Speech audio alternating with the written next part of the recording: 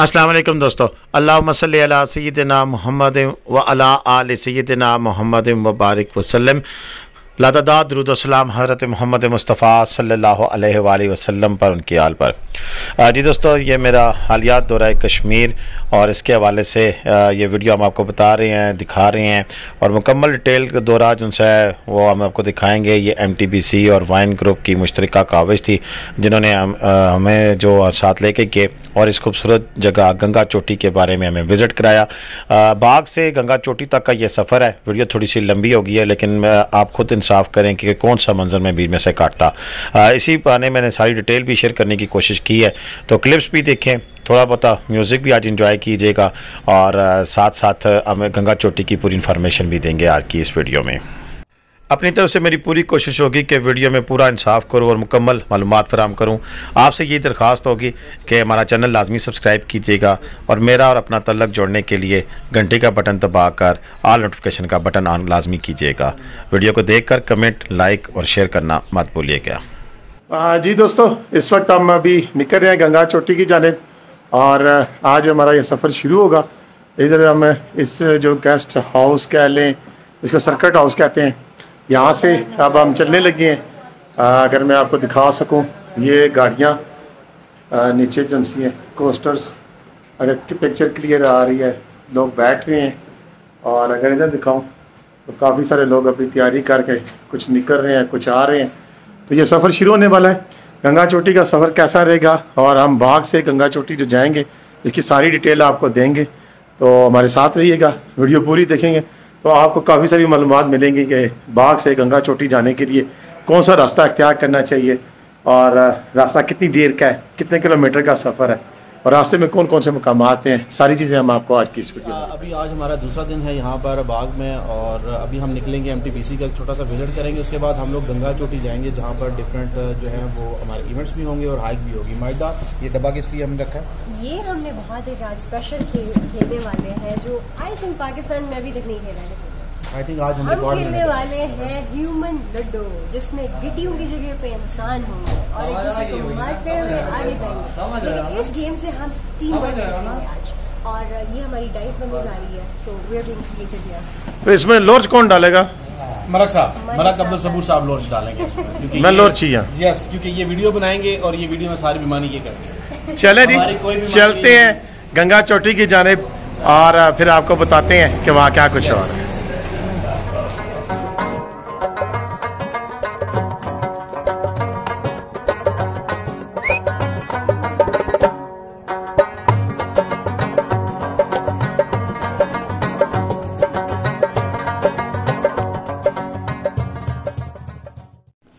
जी दोस्तों, हमारा सफ़र गंगा चोटी का बाग से शुरू हो चुका है और ये हम बाग शहर में ऊपर MTBC के गेस्ट हाउस में थे, वहाँ से हम निकले हैं। फिर ये पुल क्रॉस किया है और वहाँ से हम लेफ़्ट साइड पर, ये आपको सामने नज़र आ रहा है कि इस चौक से टर्न किया है हमने।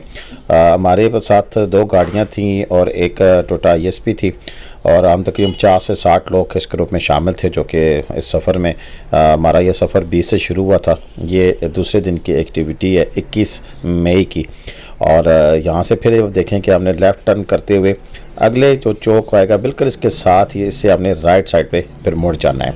ये बाग शहर है और बाग शहर से हम इस वक्त गंगा चोटी की जानिब हमारा ये सफ़र शुरू होने लगा है। गंगा चोटी इटसेल्फ, इसको जो टूरिस्ट प्लेस है, इसको इंट्रोड्यूस भी सही मायनों में अगर हम कहें तो MTBC ने ही कराया था। MTBC कंपनी क्या है, इसके बारे में पूरी तफसीर इंशाल्लाह मैं 1 से 2 दिन के अंदर अपनी वीडियो में दूंगा। और मैं समझता हूँ कि पाकिस्तान के अंदर अपनी नौयत की ये पहली कंपनी है कि जो इतने माज पे जंग लड़ रही है पाकिस्तान के लिए, पाकिस्तान की लोगों के लिए, पाकिस्तान के पढ़े लिखे लोगों के लिए नौकरियों के साथ साथ पाकिस्तान के सियाती मकामात, पाकिस्तान की खेलों, उनके फ़रोग़ के लिए अपनी कोशिशें कर रही है। तो बिल्कुल जी, हमारा सफ़र ये शुरू हो गया था और हम इस रास्ते पे आपको ये बताते चले कि जैसे आपको सफ़र शुरू होता है तो बाग बाज़ार में भी पेट्रोल पंप्स मौजूद हैं। यहाँ पर भी आप देख लें, रास्ते में जो पेट्रोल पंप्स हैं उनकी इन्फॉर्मेशन आपको देते हुए जाएंगे। दोस्तों, एक बात मैं सफ़र के दौरान उस करने के बाद आज जब मैं घर पहुँचा हूँ तो इन क्लिप्स के ऊपर अपनी वॉइस ओवर लगा रहा हूँ, तो आप यकीन करें मेरे लिए इंतहाई मुश्किल काम था कि मैं वीडियोस को काटूँ और उनकी लेंथ कम करूँ। इतने खूबसूरत मनासर मैंने अपनी भी ज़िंदगी में माजरत, इतनी अपनी ज़िंदगी में खूबसूरत मनाजर, ग्रीनरी, सब्ज़ा मैंने नहीं देखा है। और फिर सड़कें जिस अंदाज़ में बल खाती सड़कें, ये मैं उसमें आपको ये वीडियो में ही मैंने वहाँ से ये टाइम लैप्स बनाई थी तेज़ी से गुजरते हुए, तो ये मैं आपको दिखा रहा हूँ कि इतनी खूबसूरत अंदाज में रोड का बनना, साफ़ सुथरी रोड बग़ैर किसी खड्डों जंपों के, और इस पे जो आबादी भी है वो भी इंतहाई दीदा ज़ेब डिज़ाइन के मकानात बने हैं। पुरानी एक हमें जैसे कहते हैं कदीम जो तरीक़ाकार था बिल्डिंग्स बनाने का, वो अभी भी हमें यहाँ पे नज़र आता है। और ये बाज़ार देखें, इस पे पुरानी दुकानें, मुझे नहीं लगता कि ये कोई नज़दीक तरीन 10-20 साल से बनी हुई दुकानें हैं। इनके दरवाजे, उनके बनने का जो तरीक़ाकार है वो मुझे नज़र आ रहा है कि जैसे ये सदियों पुरानी बनी है। इसी के मुकाबले में सामने अब ये नया अंदाज़ लेंटर वाली दुकानें ये भी मौजूद हैं। यानी कि हम इसको कह सकते हैं कि यह रास्ता कदीम और जदीद तर्ज़ तमीर का जो शाकार है। मसाजिद पुरानी बनी हुई है, इसमें देखिए ये अंदाज़ इनका, और मसाजिद के रोड के ऊपर बनना, यानी कि आप किसी वक्त भी किसी जाएँ यहाँ पर नमाज़ पढ़ने के लिए आपको किसी किस्म की परेशानी का सामना नहीं है। आप यहाँ पर बाजमात नमाज अदा कर सकते हैं। तो सफ़र पे गए होंगे तो सफरी नमाज़ पढ़नी है, लेकिन अपने मसरों में आप जमात अदा कर सकते हैं। इसी तरह ये आगे पुल बने हुए हैं। यहाँ पर मैंने AJK में आया हूँ आज़ाद कश्मीर के अंदर, तो मैंने देखा है कि रोड्स के ऊपर पुराने तर्ज़ तामीर के जो पुल है वो ख़त्म करके अब ये नए कंक्रीट के खुले पुल मौजूद हैं, जिसके ऊपर आराम से डबल गाड़ी का गुज़र हो सकता है। ये सारा निज़ाम जो सा है वो मैं आपको दिखा रहा हूँ। और ये बट हम जा रहे हैं गंगा चोटी के जानिब। गंगा चोटी के रास्ता भी देखें, ये खूबसूरत मनाज़र देखें, ग्रीनरी देखें। मैंने अपनी तय पूरी कोशिश की है कि आपको यहाँ के रास्ते की लम्हा ब लम्हा रिपोर्ट दूँगी कि अगर आप गंगा चोटी जाना चाहें तो आपको किसी किस्म की परेशानी का सामना ना करना पड़े। तो आप चलते हैं, गंगा चोटी के बारे में मैं कुछ बताना चाहता हूँ। लेकिन यहाँ अगर मैं 2 बंदों का जिक्र ना करूँ तो नाइंसाफ़ी होगी। मलक अली रज़ा साहब, आपका बहुत बहुत शुक्रिया जिन्होंने मुझे इस दौरे के लिए दावत दी और मुझे मौका मिला कि मैं गंगा चोटी तक आपका साथी बनूं, और मेरी इस वीडियो के साथ आप भी सफ़र करते हुए गंगा चोटी तक पहुँचें। जी बिल्कुल, क्योंकि ये मैं कोशिश करता हूं कि मेरी वीडियो में ऐसा लगे कि आप मेरे साथ मौजूद हैं। अगर मेरे साथ आप मौजूद ना हो तो फिर तो बात करने का फ़ायदा ही नहीं है। आप मेरे साथ रहेंगे तो मैं आपको हर मोड़ की कहानी, हर बल खाती या बल खाती रोड तो है ही है, साथ में उसने जिस तरह हमारे बल कसे हैं, यानी कि बल जैसी गाड़ी के दाएं बाएं जब मूव होती थी इसी तरह हम भी मूव होते थे, और जो कुछ खाया पिया था ऐसा हजम हुआ कि आप इस बारे में कुछ ना पूछें। लेकिन सस्पेंस था, और इस इलाके को देखते हुए जैसे जैसे आंखें इस खूबसूरती को देखती जा रही थी, आप यकीन करेंगे एक लम्हे के लिए भी ख्याल नहीं आया कि मैं तो शायद इसमें गुम था, इसकी खूबसूरती में, इसके हुस्न में, कुदरत के इन हसीन नज़ारों में, कि मेरे इर्द गिर्द जो लोग बैठे हुए थे शायद मुझे नहीं अंदाज़ा था कि वो क्या कुछ कर रहे हैं। मैं तो सिर्फ इन दरख्तों के हुस्न को देख रहा था, इनकी जो शाखें जो नीचे रोड तक सामने तक आई हुई थी, इस घास का ग्रीनरी, इसकी खूबसूरती, और मैं अल्फाज में बयान नहीं कर सकता हूँ कि ये जो मनाजर थे जब मैं ये देख रहा था तो मेरे हाथ बार शीशे के साथ लगे हुए मेरे उस स्टैंड पे जिसमें ये मोबाइल नस्ब था जिससे ये रिकॉर्डिंग हो रही थी, खुद सख्ता क्लिक करने के लिए मौजूद होते थे कि नहीं यार ये भी क्लिप बना लूँ, ये भी बना लूँ, ये भी बना लूँ। तो बिल्कुल गंगा चोटी के बारे में मैं आपको डिटेल बताता हूँ, और साथ साथ फिर इस सफ़र में आप मेरे साथ जुड़े रहेंगे तो मज़ीद मालूमात भी होंगी। तो चलते हैं गंगा चोटी की तफसीलात के बारे में। गंगा चोटी जी आज़ाद कश्मीर के ज़िला बाग से तकरीबन आप 1 से 1.5 घंटे की ड्राइव में यहाँ पहुँच सकते हैं। और यहाँ पर ये रोड की कंडीशन आप देख रहे हैं बड़ी ज़बरदस्त है, इसी में किसी किस्म का आपका मसला नहीं होता। ये आपको गंगा चोटी के बेस कैंप तक लेके जाती है, और हर किस्म की गाड़ी यहाँ पर मैंने देखी है कि आते हुए। इसकी बुलंदी जो सी है वो 3044 मीटर है, और ये इस्लामाबाद से तकरीबन 200 किलोमीटर दूर है। और इस्लामाबाद से आते हुए चूँकि रास्ते ऐसे ही हैं तो मेरे अपना ख्याल ये है कि अगर आप रुके नहीं तो तकरीबन 4.5 से 5 घंटों के दौरान आप पहुंच सकते हैं। लेकिन चूँकि हम रुकते रुकाते जाते हैं तो कम से कम इसके लिए 6 से 6.5 घंटे आपको दरकार है, उस हिसाब से आप प्लान करके आएँ।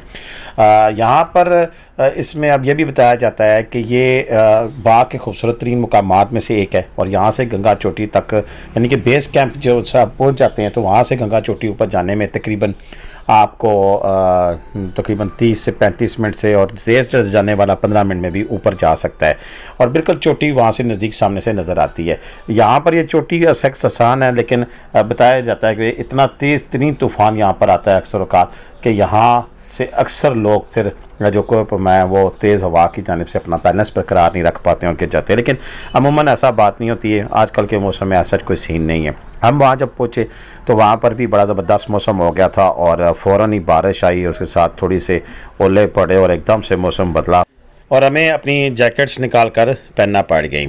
रास्ते में भी ये जब हम गुज़र रहे थे तो इंतहाई कह सकती हैं कि एक होती है बहुत ज़्यादा ठंडी जो आपको कपका देती है, ऐसी हवा नहीं थी। ऐसी हवा थी कि जिसका दिल करता था कि आपको छुए और उस चलती हुई गाड़ी में इस हवा का जो म्यूज़िक था, जो तरन्नुम था, वो आपकी तबीयत को बाग बाग कर देने का, यानी कि साथ कश्मीर के ज़िला बाग में आप बाग बाग हो रहे थे।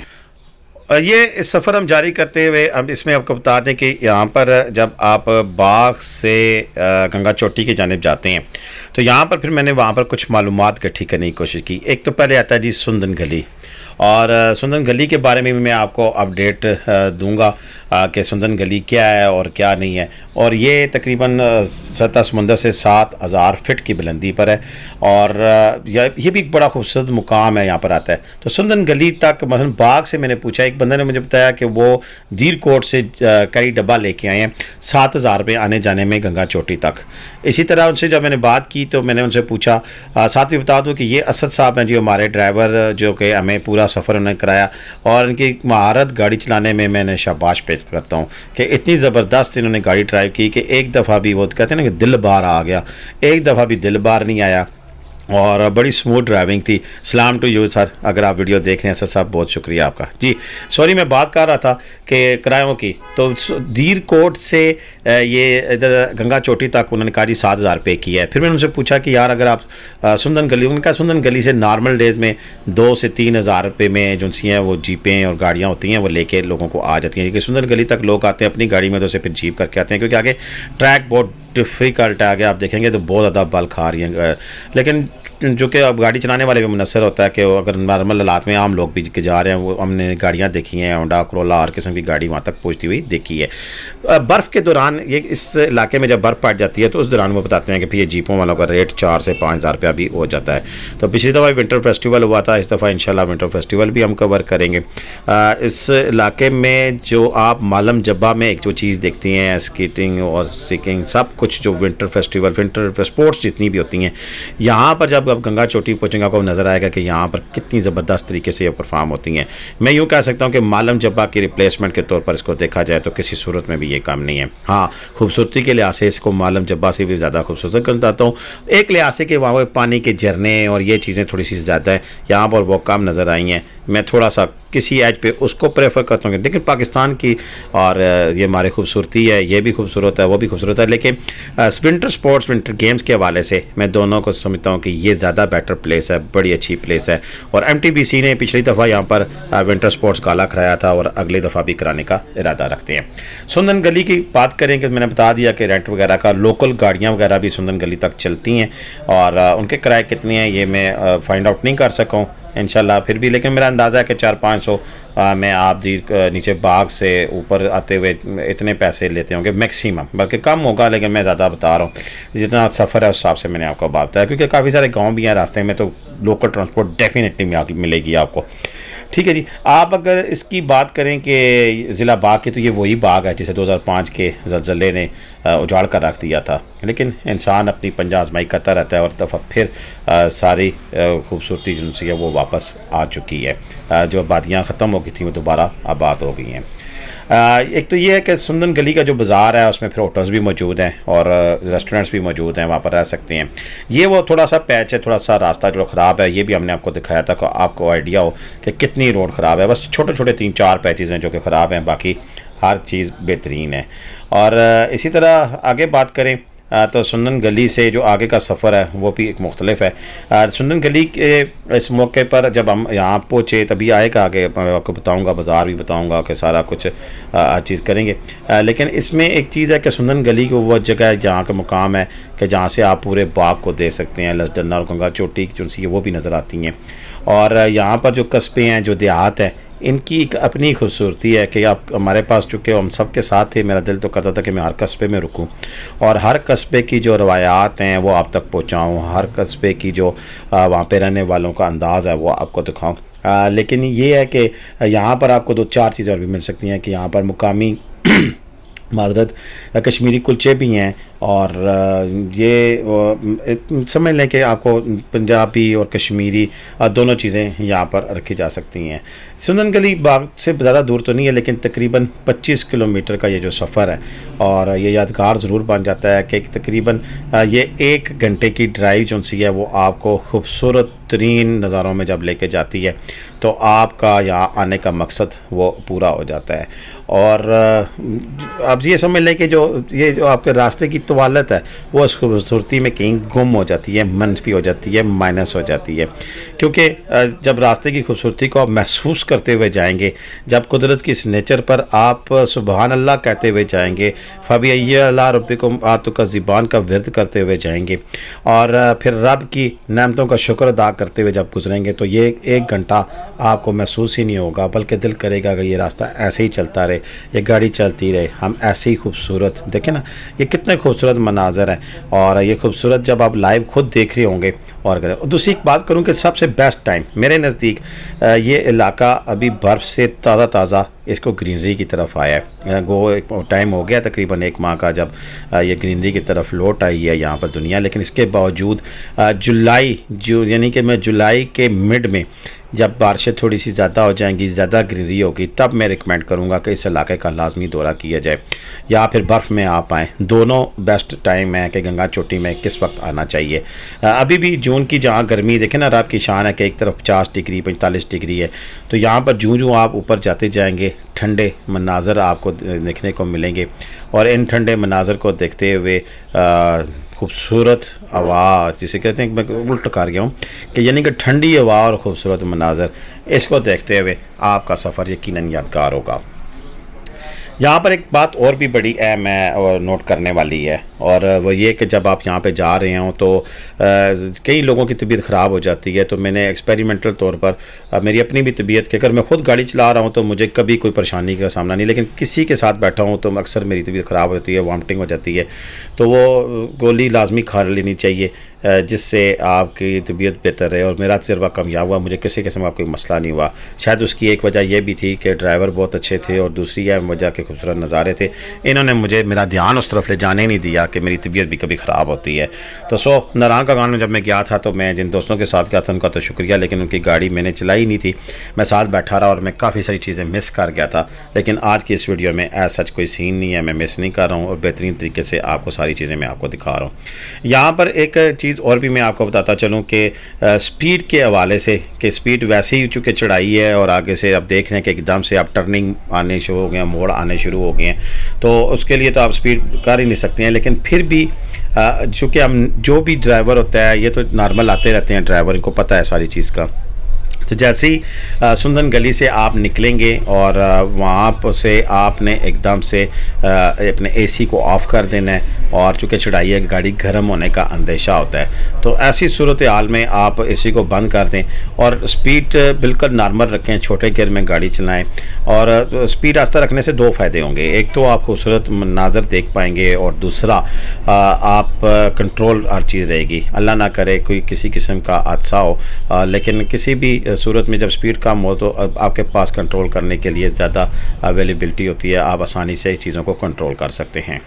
चलो जी, बातों बातों में हमें पता ही नहीं चला और हम सुंदन गली पहुंच गए। यही इस रोड की खूबसूरती है कि मैं भी अपने टॉपिक से तो कुछ स्लिप होता जा रहा था, लेकिन सुंदन गली ने मुझे रुकने पे मजबूर कर दिया। ये जी सुंदन गली स्टार्ट हो गई है और ये सुंदन गली का छोटा सा बाज़ार है और यहाँ पर होटल भी हैं, रेस्टोरेंट भी हैं और बड़ी ज़बरदस्त है। यहाँ पर हमने ब्रेक लगाई थी क्योंकि इतने सफ़र के बाद फिर थोड़ा सा रिलैक्स करना तो बनता है।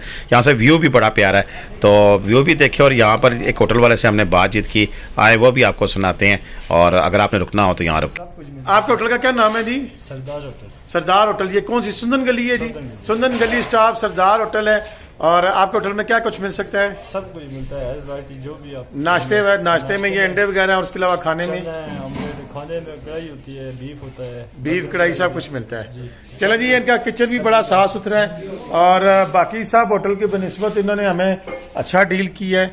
और इन्होंने कहा जी कि आप आएँ, अगर वाशरूम यूज़ करना चाहते हैं तो कर लें। बाकी साहब ने तो चिट्टा झूठ बोला है, उन्होंने कहा जी कि पानी को नहीं। जी दोस्तों, सुंदन गली से आगे अब गंगा चोटी की जानिब सफ़र है, और अब बताया जाता है कि जैसे कहते हैं कि इंतहाई मोड़ माड़ वाली जो सी हैं वो आगे सड़क है, और इसमें खूबसूरती यकीनन अब इतनी बढ़ती हुई जा रही है कि मैं कहूँगा कि अब इससे ज़्यादा खूबसूरत तो लोग बता रहे हैं। जी हाँ, बिल्कुल इससे भी ज़्यादा खूबसूरत आगे जगह है। और सुंदन गली वालों के लिए मेरी एक दुआ है कि अल्लाह ताला इन्हें हिदायत दे ही रखे, और ये मरी जैसे सलूक सयाहों के साथ ना करें। और इसके लिए, क्योंकि सयाह जो आपके पास आते हैं इन्हीं की वजह से आपका रोज़गार चल रहा है। अगर इनके साथ आप एहतराम मोहब्बत वाला रिश्ता नहीं रखेंगे और ब्लफ खेलेंगे, तो फिर ये आपके साथ भी वही सलूक होगा कि जो कि मरी वालों के साथ इस वक्त है। ज़रा उनसे पूछ लें कि उनके क्या हालात हैं, और फिर अपने रवैया जो है ना वो अख्तियार किया करें। बहर का पाँचों उंगलियाँ बराबर नहीं होती, मैं ये नहीं कह सकता हूँ कि सभी यहाँ पे ऐसे होंगे, लेकिन अब ठीक है, मिला जुला एक रद्द अमल था जो मैंने दे दी है। जी चले आगे बात करते हैं जी कि अब सुंदन गली से आगे के जो मनाज़र हैं। देखिए, सुंदन गली से आगे अब इस किस्म की अब जगह आ गई है कि जहाँ से आप समझ लें कि ये वो हाइट है और वो मुकाम है कि जहाँ पर आपको बड़ी एहतियात की ज़रूरत है, स्पेशली जब बारिश हो रही हो।